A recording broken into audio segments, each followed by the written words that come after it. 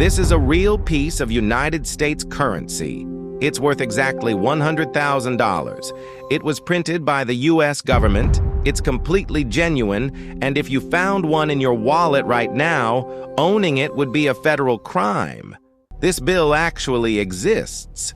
You're just not allowed to have it. In 1933, the country was in the middle of the Great Depression, and gold was disappearing from circulation fast. People were hoarding it, banks were struggling, and the economy needed it moving, not sitting in vaults and mattresses. President Franklin Roosevelt signed an executive order essentially banning private citizens from hoarding gold, and shortly after, the Treasury designed a brand new bill unlike anything printed before or since. At $100,000, it remains, to this day, the highest denomination the United States government has ever issued. For comparison, the largest bill you can actually hold in your hand today is $100. This one was 1,000 times larger. But here's the part that makes it stranger. This bill was never meant to buy anything. It never once touched a store counter or a person's wallet. It existed purely as an internal accounting tool, moving large sums of gold-backed value between Federal Reserve banks faster and more securely than shipping actual gold. The bill itself looks almost unreal. Instead of a founding father, it features President Woodrow Wilson, the only U.S. bill ever printed with his portrait. The entire note is washed in a distinct orange-tinted ink, marking it instantly as a gold certificate rather than ordinary paper currency. Around 42,000 of these bills were printed in 1934 and 1935. That number alone might sound like a lot, until you realize what happened next.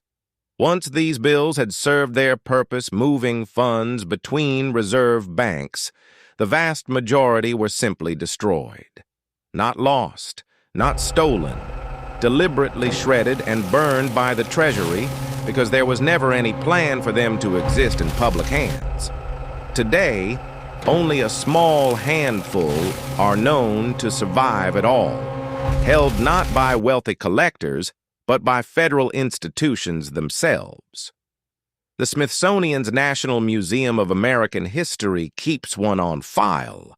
The Federal Reserve holds examples of its own, and that's essentially the entire list. You cannot buy one at auction. You cannot inherit one legally.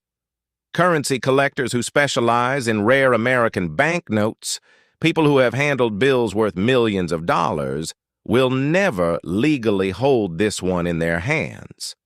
The law is direct and almost blunt about it. Private ownership is federal property theft, full stop. Even finding one, somehow, legitimately, would mean immediately having to hand it over. There's something genuinely strange about a piece of paper that's simultaneously completely real, officially worth exactly $100,000, and permanently forbidden to the public that its value technically represents. It's not a fake. It's not a replica. It's real U.S. currency that you will never legally be allowed to hold. And it points to something people rarely think about. Money, at its core, isn't really about the paper at all. This bill never bought a single thing. It never sat in anyone's wallet, never got spent at a store, never changed hands between two regular people. Its entire existence was about moving trust and value between institutions, proving that money, especially at this scale, is really just an agreed-upon idea, backed by a government's promise, moving invisibly between vaults. The $100 bill in your pocket and this bill are, technically, the exact same kind of object, printed paper backed by government authority. The only real difference is who's allowed to hold it. So somewhere in a federal vault right now sits a piece of paper worth more than most people earn in a decade. Completely real, completely legal to exist, and completely illegal for you to ever own. It's not lost. It's not hidden. Everyone knows exactly where it is. You're just never getting near it. If you want more true stories this strange, subscribe, because history is a lot weirder than anyone gives it credit for, and we're just getting started.